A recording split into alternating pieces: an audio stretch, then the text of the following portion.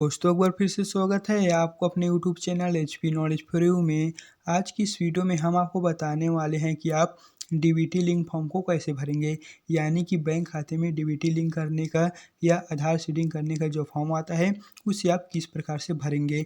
और यदि आपके बैंक अकाउंट में डीबीटी लिंक नहीं है तो आप मोबाइल से ही डीबीटी लिंक कैसे करेंगे।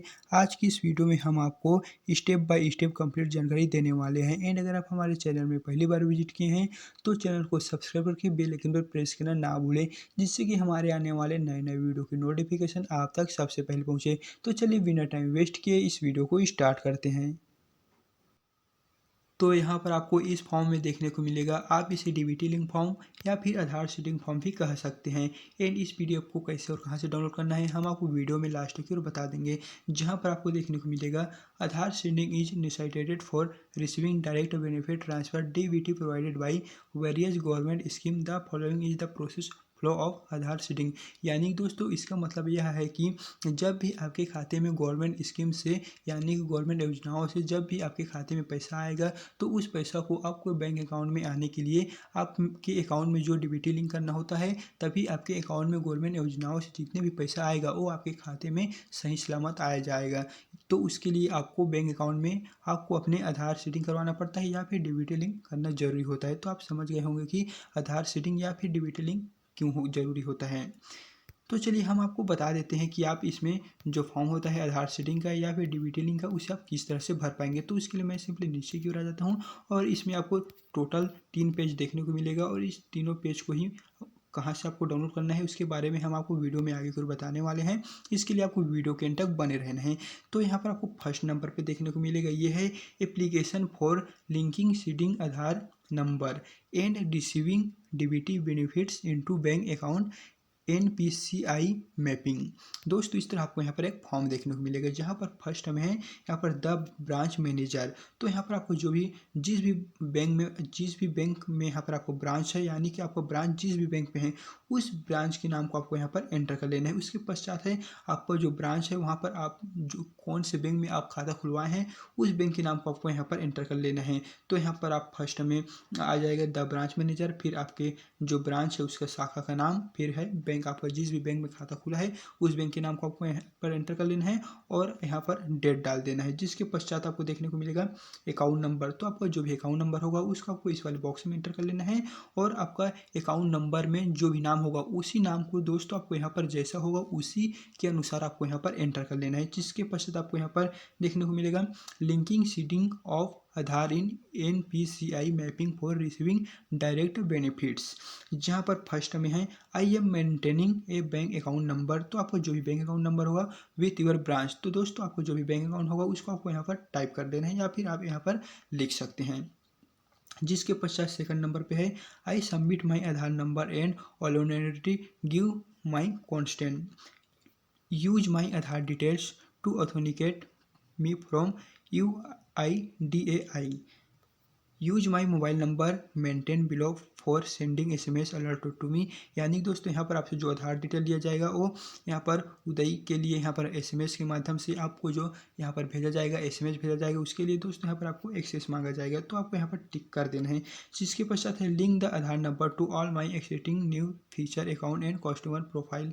इस तरह दोस्तों आपको यहाँ पर कुछ यहाँ पर एक्सेस आपसे मांगने वाले हैं। जिसके पश्चात देखने को मिलेगा signature thumb impression of customer. यानी कि अगर आप वहाँ पर सिग्नेचर करना चाहते हैं, अगर आप सिग्नेचर करते हैं तो दोस्तों यहाँ पर आपका सिग्नेचर रहने वाला है। और अगर आप थंब लगाते हैं यानी कि आप अंगूठा करते हैं तो यहाँ पर आपको अपना अंगूठा लगा लेना है। उसके पश्चात आपको नेक्स्ट में देखने को मिलेगा option for receiving DBT benefits tick 1। तो दोस्तों यहाँ पर आपको 2-3 ऑप्शन देखने को मिलने वाले हैं, जहाँ पर आपको सिर्फ एक ऑप्शन पर ही टिक करना है। तो चलिए हम आपको बता देते हैं कि यह ऑप्शन कौन कौन से है। तो यहाँ पर आपको फर्स्ट में देखने को मिलेगा I wish to seed my account number with NPCI mapper to enable me to receive direct benefit transfer DBT including LPG subsidy from government of India in my अबाउ अकाउंट। इसलिए दोस्तों यहाँ पर आपको फर्स्ट ऑप्शन में देखने को मिलेगा, जहाँ पर इसका मतलब है customer who have not so far seeded account with NPCI mapper. और सेकंड ऑप्शन में आपको देखने को मिलेगा I already have an account with name of bank का दोस्तों यहाँ पर नेम ऑफ आप जिस भी बैंक में अपना अकाउंट खुलवाए होंगे उसका नाम रहेगा। और हैविंग IIN नंबर, आपको जो भी IIN नंबर होगा। उसके पश्चात है seeded with NPCI mapper for receiving DBT from GOI, I request you to change my NPCI number. यानी दोस्तों अगर आप इसमें अपना जो NPCI नंबर है उसे चेंज करना चाहते हैं तो आपको सिंपली सेकंड वाले ऑप्शन पे टिक कर देना है। और यहाँ पर थर्ड में है I already have an account with another bank, तो आपका जो भी अनदर बैंक होगा उसके नाम को आपको यहाँ पर डालना है। उसके पश्चात है having IIN number and seeded with NPCI mapper for receiving DBT from government India. इस तरह यहाँ पर है change my NPCI mapping benefits account bank. और यहाँ पर चौथे में है I do not wish to seed my account from your bank with NPCI, I will not be getting DBT। यानी कि यहाँ पर आपको फर्स्ट नंबर के ऑप्शन में देखने को मिलेगा। अगर आप अपने खाते में DBT लिंक करना चाहते हैं तो आपको फर्स्ट नंबर वाले ऑप्शन पे क्लिक करना है। और अगर आपके खाते में पहले से ही DBT लिंक है तो आपको सिंपली यहाँ पर दूसरे नंबर वाले ऑप्शन पे क्लिक करके आप अपने जो खाते में DBT लिंक है उसे चेंज भी कर सकते हैं। और थर्ड नंबर वाले ऑप्शन पर देखने को मिलेगा अगर आपके खाते में DBT लिंक है और किसी दूसरे खाते में अपना DBT लिंक करना चाहते हैं तो दोस्तों आपको सिंपली थर्ड नंबर वाले ऑप्शन पर क्लिक कर देना है।